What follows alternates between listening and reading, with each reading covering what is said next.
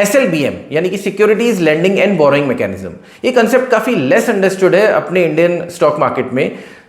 कुछ दिन पहले मैंने दैनिक भास्कर, जो कि एक हिंदी न्यूज़पेपर है, उसमें एक लंबा सा आर्टिकल लिखा था एक्सप्लेनिंग कि how if you are a long term investor in some particular stock, आप कैसे इसमें थोड़ा एक्स्ट्रा यील्ड, एक्स्ट्रा पैसा बना सकते हो इन स्टॉक्स को रेंट पे लेंड करके। अब इन सब चीज़ों का मतलब क्या हुआ, ये मैं आपको इस वीडियो के थ्रू समझाऊंगा, बिकॉज बहुत सारे लोगों ने डिमांड की थी कि इस पर एक वीडियो चाहिए। अब पर्सनली मुझे लगता है कि SLBM एक ऐसा सेगमेंट है जो आज तो कम अंडरस्टूड है, बट अगले 2 या 3 साल में ये एक्सप्लोड होने वाला है।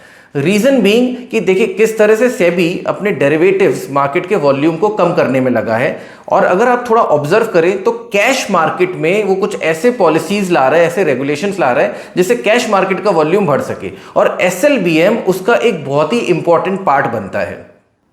अब अगर आप पूरे इंटरनेट पे सर्च करोगे ना, तो इससे better explainer video on SLBM आपको नहीं मिलेगा। अगर आप इसको एंड तक देखते हो और आप इस बात से अग्री करते हो तो आप कमेंट में यस आई अग्री करके लिख दीजिएगा। तो चलिए चलते हैं इस टॉपिक पे डीप डाइव करने के लिए। तो SLBM securities lending and borrowing mechanism पहले जान लेते हैं कि ये होता क्या है। सबसे इंपॉर्टेंट चीज होती है कि ये एक एक्सचेंज ट्रेडेड मैकेनिज्म है, ये ऑफ मार्केट फीचर नहीं है। ये जस्ट लाइक अपना निफ्टी, सेंसेक्स या मार्केट्स 915 टू 330 ट्रेड होते हैं शेयर्स, इसी तरह SLBM में भी शेयर्स लेंडिंग या बोरोइंग के लिए अवेलेबल होते हैं ऑन दी एक्सचेंज, और उसका टाइमिंग होता है from 9:15 AM to 5 PM। Unlike अपना इक्विटी मार्केट जो 3:30 पे बंद हो जाता है, ये 5 PM तक रहता है। It's like renting a house, you own the asset but rent it out to earn extra income, simple. अच्छा, who are the parties to it?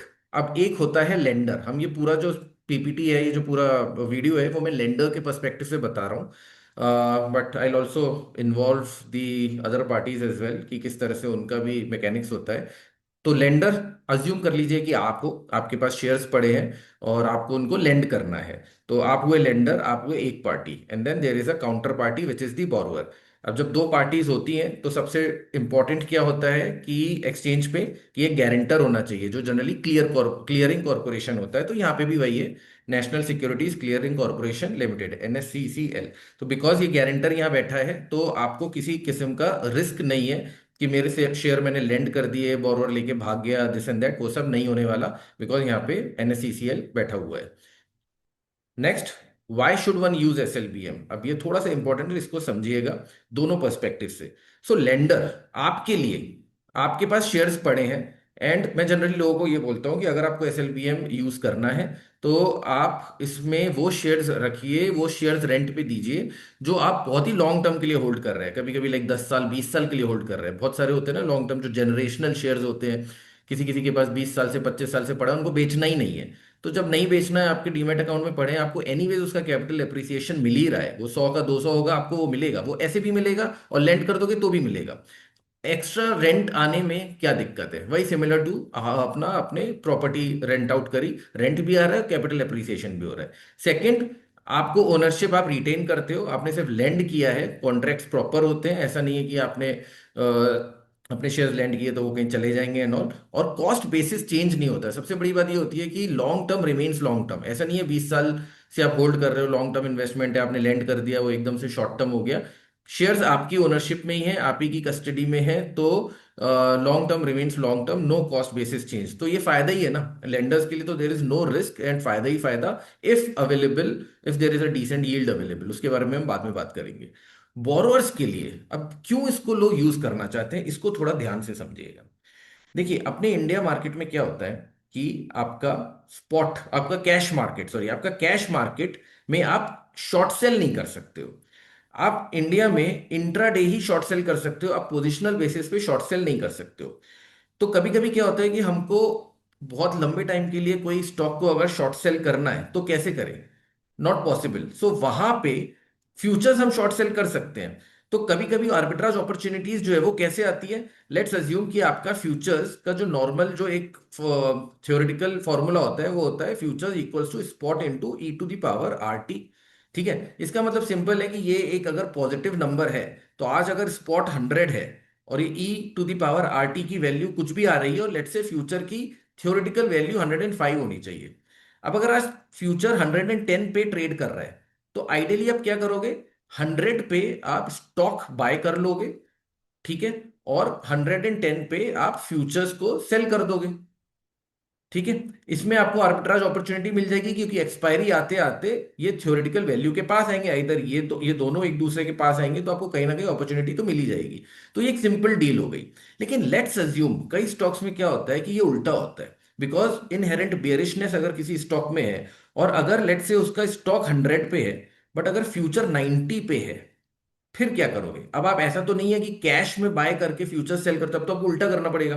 आपको फ्यूचर्स लॉन्ग करके कैश को शॉर्ट करना पड़ेगा। वो पॉसिबल नहीं है। तो वो पॉसिबल बनता है एसएलबीएम के मैकेनिज्म से। तो ये एक अपॉर्चुनिटीज होती है जनरली, जो बोरोअर्स के लिए फायदेमंद होती है। दूसरा इसमें फायदा एक ये भी होता है, तीसरा बेसिकली, कि कभी कभी आपका शेयर्स ऑक्शन में चले जाते हैं। तो जो आपका जो ऑक्शन में कब जाते हैं शेयर्स, मान लो मैंने इंट्राडे में शेयर्स को बाय किया, राइट, और वो अपर सर्किट हिट हो गया और मैं सेल ही नहीं कर पाया, राइट, तो मैं डिलीवरी नहीं दे पाऊंगा उन शेयर्स की। तो फिर मैं क्या करूंगा कि रादर देन वो ऑक्शन में जाए मुझे पेनल्टी लगे, मैं उसको एसएलबीएम मार्केट से उठाऊंगा। तो आपको एक अपॉर्चुनिटी मिल जाती है कि आपके पास शेयर्स आ जाता है at a little lesser kind of rental, penalty से कम लगता है। आपके पास शेयर्स आ गए, आप उसको एक्सचेंज को देके ऑक्शन का अपना पेनल्टी को पूरा वो कर सकते हो। और तीसरा ये एक सिचुएशन आती है कभी कभी कि आपके ऑपरेशनल रीजन की वजह से, सर्किट वर्किट की बात नहीं है, कई बार बहुत सारे एचएनआई और इंस्टीट्यूशनल इन्वेस्टर्स बड़े बड़े ऑर्डर्स डालते हैं, और for some operational errors, operational reasons, उनके वो शेयर डिलीवर नहीं हो पाते, तो भी वो फिर एसएलबीएम के पास आते हैं। तो यहाँ पे बोरोअर के पास अलग अलग रीजंस हैं एसएलबीएम मार्केट को टैप करने के लिए, और लेंडर्स का तो यही है, भाई हमको एक्स्ट्रा पैसा मिल रहा है तो क्यों नहीं। How big is the SLBM market India? अब अगर आपको ये लग रहा है कि बहुत बड़ा मार्केट है, जैसे कि मैंने इंट्रोडक्शन में बोला था कि ये मार्केट बड़ा हो सकता है, लेकिन आज की डेट में ऐसा अनफॉर्चुनेटली नहीं है। But good to know it early, know early mover advantage क्यों ना उठाए हम। तो देखिए, मार्केट में लिक्विडिटी बहुत ही थिन है आज की डेट में, और अगर मैं कंपेयर करूं इसको, तो वो ऐसा है कि एसएलबीएम का जो डेली टर्नओवर है इस समय, वो अराउंड 20 करोड़ के आसपास है। और कंपेयर करने के लिए, कैश मार्केट का डेली टर्नओवर करीब करीब 1 लाख करोड़ का जाता है, और डेरिवेटिव मार्केट में तो नोशनल वैल्यू बहुत हाई जाती है, वो 5 लाख करोड़ तक की जाती है।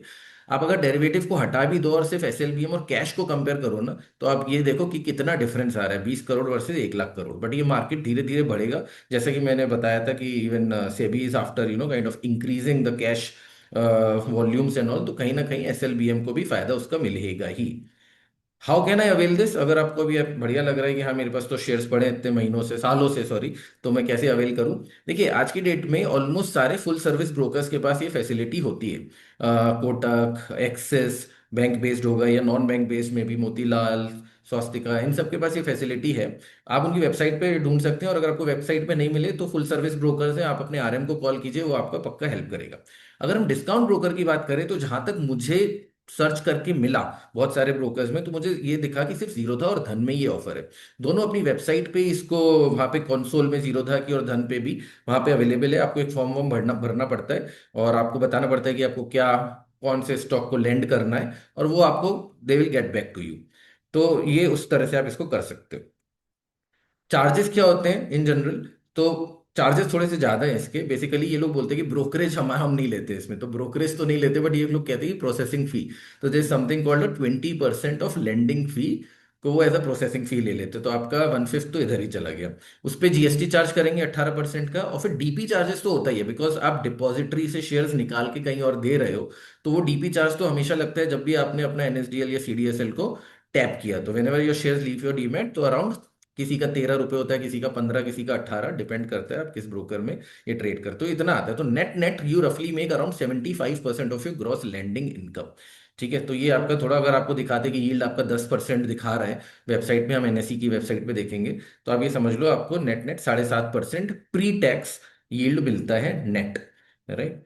बट ठीक है, क्या दिक्कत है उसमें? लेकिन टैक्सेशन डिस्कस कर लेते हैं। लेंडिंग इनकम को माना जाता है income from other sources, and जब भी आपका इनकम फ्रॉम अदर सोर्सेज होता है, तो टैक्सेशन होता है आपके स्लैब रेट पे, मार्जिनल रेट पे।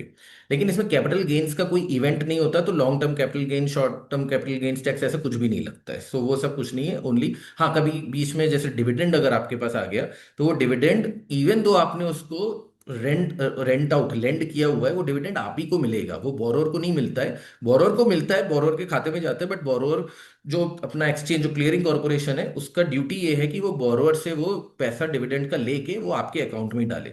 तो नेट नेट डिविडेंड आपके पास ही रहता है, और डिविडेंड जैसे भी टैक्स ट्रीटमेंट होता है आपके स्लैब रेट पे वही लगता है। नाउ सबसे इंपॉर्टेंट है नाउ द रिस्क। इसमें रिस्क है क्या, क्या रिस्क है? तो लेंडर के लिए क्या रिस्क है? एक अपॉर्चुनिटी कॉस्ट है। देखिए, अगर मैंने जैसा कि बोला, वही शेयर्स को आप एसएलबीएम में डालो जो आपको बहुत टाइम तक नहीं बेचना है, बट आप अज्यूम करो कि एक साल तक नहीं बेचना है, बिकॉज इसका जो फ्रीक्वेंसी और जो रोल ओवर और जो पीरियड होता है ना, वो जनरली मैक्सिमम आप एक साल के लिए रेंट कर सकते हो, फिर आपको उसको दोबारा से रोल ओवर करना पड़ता है। तो अगर आपको कोई शेयर एक साल तक नहीं बेचना है एटलीस्ट, तो आप उसको बेच सकते हो। लेकिन अगर कभी ऐसा हो गया कि भाई मैंने अपने शेयर्स रेंट किए हुए हैं और एकदम से कुछ ऐसा इवेंट आ गया, कुछ बैड न्यूज आ गई that you want to sell it out, but आपने उसको लेंड किया हुआ है, तो आपको जरूरी नहीं है कि वो शेयर जल्दी से वापस मिल जाए। एक फीचर होता है कॉल्ड रिकॉल, आप शेयर्स को रिकॉल कर सकते हो। एक्स विंडो पे वहीं पे टर्मिनल पे ये ऑप्शन होता है, बट गारंटी नहीं होता। और दूसरा एक लेंडर के लिए रिस्क होता है फोरक्लोजर रिस्क। बेसिकली अगर कोई कॉर्पोरेट इवेंट हो जाता है ना, बट मर्जर एक्विजिशन वगैरह इस टाइप के कॉर्पोरेट इवेंट हो गए, बोनस हो गए, तो एक अर्ली क्लोजर के लिए इसको फोर्स किया जाता है कॉन्ट्रैक्ट को। बट इसमें भी दो सीरीज होती है, सीरीज ए सीरीज बी, उसके बारे में बात करेंगे, तो वहां पे भी ये रिस्क को अवॉइड किया जा सकता है, तो ज्यादा कोई रिस्क है नहीं। तो चलिए अब चलते हैं, इसमें देखते हैं कि एनएससी की स्क्रीन पे सबसे पहले तो पहुंचते कैसे हैं यहाँ पे इसकी स्क्रीन पे। जस्ट लाइक आपका ब्रोकिंग में बिड आस्क स्प्रेड ये सब होता है ना, आपको दिखाऊंगा यहाँ पे भी कैसा होता है। आप एनएससी की वेबसाइट पे जाइए और मार्केट डेटा पे जाइए, और अगर आपको इतना कुछ नहीं करना है ना, यहाँ सिक्योरिटीज लैंडिंग एंड बोरोइंग है, इतना कुछ नहीं करना है, तो आप सीधे से गूगल में जाके एनएससी इंडिया एसएलबीएम लिखोगे तो डायरेक्टली इस स्क्रीन पे आ जाएगा। अब इस यहाँ से बहुत ध्यान से चीजें सुनिएगा and you will be mesmerised. ठीक है, एक एक करके देखते हैं। फिल्टर बाय, अब आप इसको यहाँ पे ड्रॉप डाउन पे अगर आप जाओगे तो देखो आपको ये दिखता है कि बेसिकली सीरीज ए और सीरीज बी। अब क्या डिफरेंस है? सीरीज ए का मतलब वो है कि ये कोई भी कॉर्पोरेट इवेंट होता है तो ये जबरदस्ती फोर्सिबली फोरक्लोज किया ही जाता है, ठीक है। और सीरीज बी ये होता है कि कॉर्पोरेट इवेंट में ऐसा कुछ नहीं है except for mergers and acquisition which is a major anyways, because shares trade हो रहे हैं, मतलब ये मर्ज होंगे डीमर्ज होंगे। इसके अलावा सीरीज बी को जबरदस्ती फोरक्लोज नहीं किया जाता है। एंड अगर हम लिक्विडिटी देखें तो सीरीज बी में लिक्विडिटी ज्यादा मिलती है। तो ये पूरा एक्सप्लेनेशन जो मैं करने वाला हूँ वो सीरीज बी को लेके करते हैं। चलिए उससे पहले हम ये देखते हैं कि यहाँ पे अवेलेबल क्या क्या है। अब देखिए, आप जैन केस में तीन दिए हुए हैं, जैन 2026, 2026 जेएफ, 2026 जेएम, एंड फिर फेब मार्च अप्रैल लेके दिसंबर। अब ये 12 सीरीज आपको दिख रहा है, अभी हम चल रहे हैं दिसंबर में, राइट। तो अभी आज है 14 दिसंबर। सो 14 दिसंबर का मतलब ये, अच्छा इसका जस्ट लाइक अपने फ्यूचर्स की एक्सपायरी होती है ना, निफ्टी में ऑप्शंस और फ्यूचर्स की जनरली एक्सपायरी मंथली होती है लास्ट ट्यूसडे, एनएससी की। इसकी होती है first Tuesday of the month. So basically आपका जो नेक्स्ट जो एक्सपायरी आएगी जनवरी में, तो वो जनवरी का जो भी फर्स्ट ट्यूसडे होगा, बेसिकली कौन सा ट्यूसडे है, तो आपका फर्स्ट ट्यूसडे पड़ेगा 6 जनवरी को। तो 6 जनवरी की इसमें एक एक्सपायरी होगी, और उसके बाद 3 फरवरी होगी विच इज द नेक्स्ट ट्यूसडे। तो ये सारे आपके उस हिसाब से ये कॉन्ट्रैक्ट्स हैं। तो ये हो गया जैन। अब जेएफ क्या होता है? देखिए, इसमें ना रोल ओवर का कंसेप्ट होता है। अगर आपने लिया है कि एक महीने के लिए मैं ये लेंड करूंगा, बट आपको लगता है नहीं अब मुझे इसको रोल ओवर करके 2 महीने के लिए लेंड करना है, तो वो 2 महीने का जो रेंटल आएगा ना वो आपको जेएफ पे मिलेगा। और अगर एक महीने का रोल ओवर करना है तो मतलब जेएफ मतलब जनवरी फेब्रवरी। लेकिन अगर आपको 2 महीने का एक्स्ट्रा रोल ओवर करना है तो आप जेएम देखोगे विच इज जनवरी मार्च। जनवरी का ये कॉन्ट्रैक्ट जब खत्म होगा तो ये फेब में भी ऐसे ही बन जाएगा, तो ये बनेगा F M which is Feb March, and F A which is Feb April. ये उनको ही लिए ज्यादा वैलिड है जो ऑलरेडी शेयर्स को लेंड कर चुके हैं और उनको रोल ओवर करना है। अपन तो फ्रेश करने वाले हैं, तो हम लोगों को इससे मतलब नहीं है। एंड सिमिलरली आपको ये सब पता ही है कि आपको कितने महीने के लिए करना है, तो लिक्विडिटी लेकिन इनमें नहीं मिलेगी आपको, ठीक है। तो आपको जनरली रोल ओवर ही करते हो जस्ट लाइक फ्यूचर्स। अपन सीरीज बी देखते हैं। सीरीज बी में सेम कंसेप्ट है, जैन के तीन है, बट वहां पे जेएफ जेएम की जगह J1 J2 दिया है, कंसेप्ट सेम है। हम लोग ऑलरेडी 14 दिसंबर पे जैसा मैंने बोला वहां पे हैं, और हार्डली 2 हफ्ते 3 हफ्ते बचे हैं, तो जैन ना लेके हम लोग सीधे फेब में देखते हैं, लिक्विडिटी फेब में ज्यादा मिलेगी, तो हमने फेब सेलेक्ट कर लिया। तो ये फेब की पूरी एक ये लिस्ट आ गई, ठीक है। अभी लिस्ट पे हम बाद में जाते हैं। यहाँ पे आप या तो पूरी लिस्ट देख सकते हो या यहाँ पे आप सिक्योरिटी सेलेक्ट कर सकते हो कि आपको किस में वो चाहिए। सब में अवेलेबल नहीं होता है ये एस एल बी एम, सिर्फ मोस्टली एनएससी ने बोला है कि जनरली आपके सारे F and O shares available होते हैं, और फिर इसमें एक दो और क्राइटेरिया होते हैं depending upon liquidity, turnover of the underlying and this and that. तो आपके रफली समझ लो इसमें 400-500 स्टॉक्स आते हैं। आपको अगर पूरी स्टॉक की लिस्ट अगर चाहिए हो तो यहाँ से आप डाउनलोड करके सीएसवी में भी देख सकते हो, ये पूरी टेबल मिल जाएगी आपको। अब यहाँ पे बिकॉज मैं इसको संडे को बना रहा हूँ, market is closed as on 12 दिसंबर 5 PM। मैंने आपको ऑलरेडी बोल दिया 5 PM तक चलता है, तो ये सारे रेट्स जो हैं आपके वो 5 PM के। चलिए अब आते हैं सबसे मेजर चीज पे। पहले तो आप पूरी टेबल उठा के देख लो, मैं आपको ऊपर से नीचे तक दिखा देता हूँ। ये जो सॉर्टेड है ना, ये आपकी स्प्रेड पे सॉर्टेड है। ये सब स्प्रेड क्या होता है मैं बाद में बताता हूँ। और ये देखिए नीचे तक यहाँ पे सब डैश डैश बने हैं, बिकॉज यहाँ पे लिक्विडिटी है ही नहीं। और यहाँ पे आपके सारे नेगेटिव वाले नंबर्स आ गए हैं और ये खत्म ही नहीं हो रहे हैं। ये फाइनली यहाँ पे खत्म हुआ, H D F C M C is the last, -1.23। चलिए वापस ऊपर चलते हैं और थोड़ा मजे करते हैं। अभी अब ये देखिए सबसे ज्यादा आपका जो स्प्रेड है, अब एक एक करके उठाते हैं। What is best bid and what is best offer. So best bid and best offer का कंसेप्ट सेम है जो कंसेप्ट हमारा शेयर्स में होता है, ठीक है। कि आपका ये जो आप लेंडर हो तो आप बेस्ट ऑफर देखोगे, और अगर आप बोरोअर हो तो आप बेस्ट बिड देखोगे। अब लेट से आपके पास वोल्टास के शेयर है और आपको उसको लेंड करना है, तो बेस्ट जो ऑफर है वो इस समय चल रहा है 40 रुपए का। तो शेयर्स जो है वोल्टास की अंडरलाइंग वो आज की डेट में अवेलेबल है 1376 पे, अंडरलाइंग की वैल्यू चल रही है। एंड आपने बोला कि मेरे को 40 रुपए में इसको बेचना है, जो भी बेस्ट बेसिकली लेंडर होगा वो 40 रुपए में इसको लेंड करेगा। बट बायर ये बोल रहा है कि मैं, बोरोअर ये बोल रहा है कि मैं इसको 36 में ही बोरो करूंगा। And this is similar to the concept, is similar to your best bid and best ask in on for the shares, जहां पे आपका बिड और आस्क मैच जैसे ही कर जाता है वहीं पे ट्रेड हो जाता है। तो इनका लास्ट जो ट्रेडिंग प्राइस होगा जो मैच किया होगा वो 36 होगा ऑन फ्राइडे। यहाँ पे एक फ्यूचर्स का एलटीपी भी दिया हुआ है, तो अंडरलाइंग एलटीपी 1376 है, फ्यूचर्स 1340। अब ये है सबसे इंटरेस्टिंग दोस्तों, यहाँ पे futures of Voltas is trading at a discount to the underlying. तो यहाँ पे सिंपल सी आपकी आर्बिट्राज अपॉर्चुनिटी के चांसेस बनते हैं, ठीक है। कितना स्प्रेड है दोनों के बीच में, which is calculated over here. तो if you do 1376 minus 1340.5 you get 35.5। Spread percentage क्या होता है, this is nothing but this is your 35.5 divided by 1376, you will get 2.58 का spread in percentage form, and which is what it is kind of by default उसी में order में ये है। Open positions तो जनरली ऑब्वियसली लिक्विडिटी डिनोट करती है। Open positions volume turnover transaction value is nothing but denoting your liquidity, आप उसको देख सकते हो, बड़ी वैल्यू मतलब लिक्विडिटी है इसमें। एनुअलाइज्ड यील्ड ये कैसे निकला, बेसिकली एनुअलाइज्ड यील्ड का फॉर्मूला ये होता है, लेट्स से हम वोल्टास के बारे में बात करते हैं, तो ये आपका आएगा 36 which is your last trading price upon 1376 which is your currently underline का प्राइस, ठीक है, इनटू अब कितने दिन का ये, बिकॉज हमने ये फेब का लिया हुआ है, करेक्ट।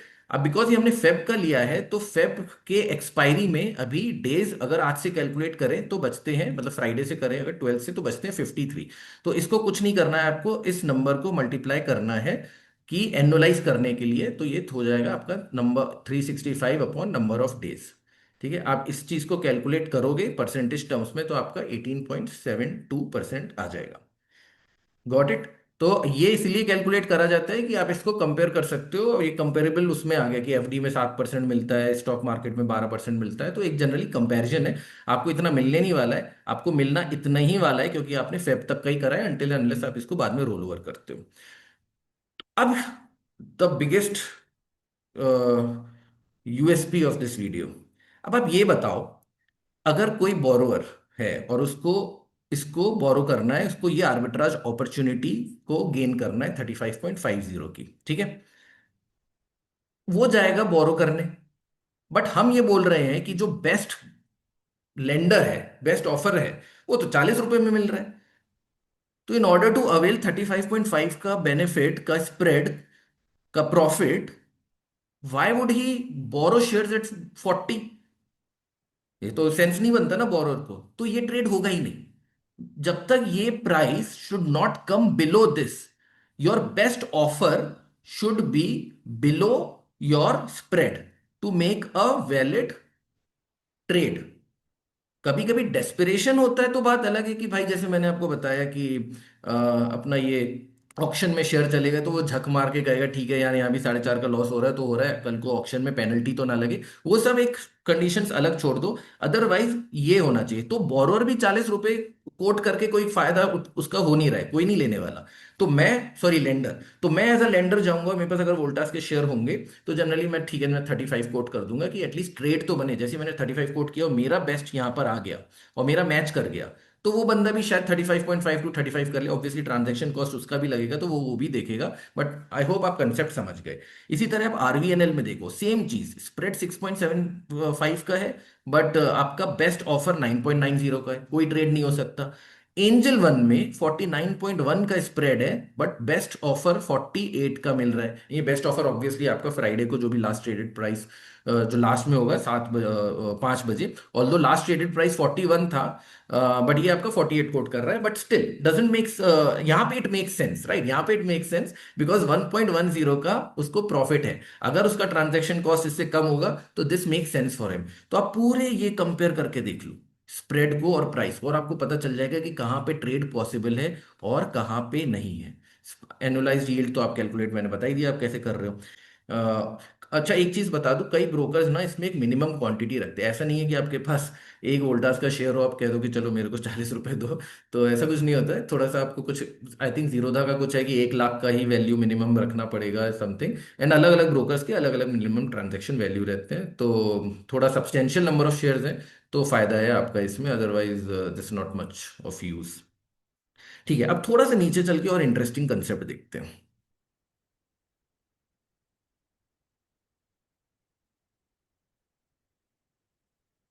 अब अगर आप ये सब देखोगे तो ये सब जैसे कि मैंने पहले भी दिखाया ब्लैंक है, तो अपन पूरा उल्टा चल लेते हैं अभी।